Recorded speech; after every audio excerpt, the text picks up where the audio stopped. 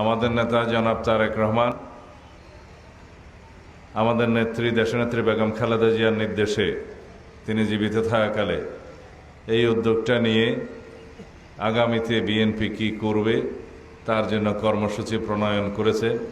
তার মধ্যে 1 নম্বর এজেন্ডা হলো ইমাম, মুয়াজ্জেম এবং খতিবদেরকে রাষ্ট্রীয়ভাবে ভাতা প্রদান করতে হবে এবং তাদের জন্য একটি ট্রাস্ট গঠন করা হবে। একটি ট্রাস্ট আছে, সেই ট্রাস্টকে আরও শক্তিশালী করা হবে। রাষ্ট্রীয় কোষাগার থেকে সেই ট্রাস্টে অনুদান দেয়া হবে। আপনাদের নিজস্ব অনুদান অবশ্যই সেখানে থাকবে এবং আপনাদের কল্যাণে সেই ট্রাস্ট থেকে আপনারা সহযোগিতা পাবেন। রাষ্ট্রের এবং সমাজের বিভিন্ন জায়গায় বিভিন্ন কমিটিতে আপনাদের মূল্যবান পরামর্শের জন্য, অনুশাসনের জন্য যে সমস্ত প্রতিনিধি থাকার সুযোগ আছে, যে সমস্ত কমিটিতে, সেখানে আলেম ওলামাদেরকে সেই কমিটিতে রাখা হবে এবং ইউনিয়ন পর্যায় থেকে রাষ্ট্রীয় পর্যায় পর্যন্ত সর্বত্র আলেম ওলামাদের প্রতিনিধিত্ব থাকবে। আমরা আরও বলেছি যে উৎসব, আমাদের ধর্মীয় উৎসব হিসেবে 2টা প্রধান উৎসবে, সেই উৎসবে উৎসব ভাতা প্রদানেরও আমরা ব্যবস্থা করব। এসব কিছু নির্ভর করছে জাতীয় অর্থনৈতিক অবস্থার উপর, অর্থনৈতিক সামর্থ্যের উপরে কী পরিমাণে সেটা দেয়া হবে। আর্থিক সংগতির সাথে, রাষ্ট্রীয় আর্থিক সংগতির সাথে সমন্বয় করে সেই পরিমাণগুলো নির্ধারণ করা হবে। কিন্তু সবচাইতে বড় কথা যে আপনাদের এই সম্মাননার জন্য যে রাষ্ট্রীয়ভাবে গুরুত্ব অনুধাবন করা হলো, এটাই হচ্ছে সবচেয়ে বড় স্বীকৃতি।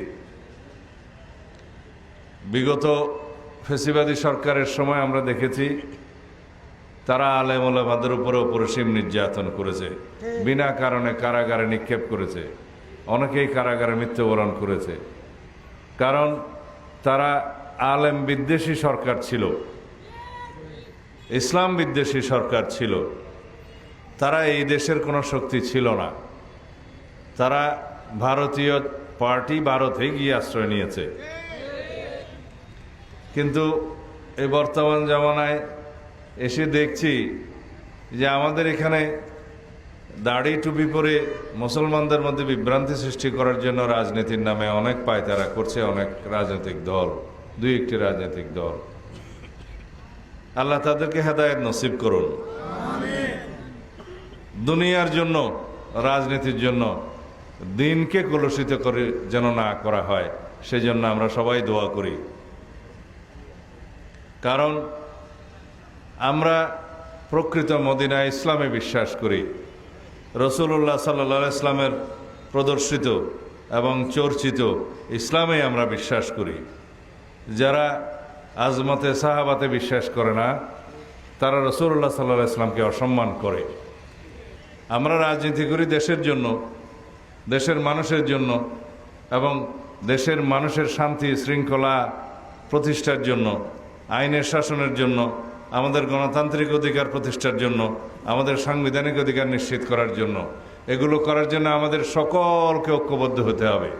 আমি আপনাদেরকে এই কথা বলতে চাই যে শহীদ রাষ্ট্রপতি জিয়াউর রহমান প্রথমেই বাংলাদেশে প্রথমবারের মতো বিসমিল্লাহির রহমানির রহিম সংযোজন করেছিলেন সংবিধানের প্রথমে অগ্রভাগে, আপনারা সবাই জানেন।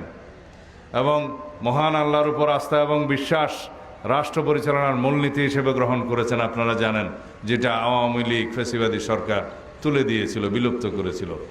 আমরা প্রতিশ্রুতি দিয়েছি, আমরা যদি দায়িত্বপ্রাপ্ত হই, ইনশাআল্লাহ আমরা সংবিধানে রাষ্ট্র পরিচালনার মূলনীতিতে প্রস্তাবনায় মহান আল্লাহর উপর আস্থা এবং বিশ্বাস পুনরায় সংযোজন করব ইনশাআল্লাহ।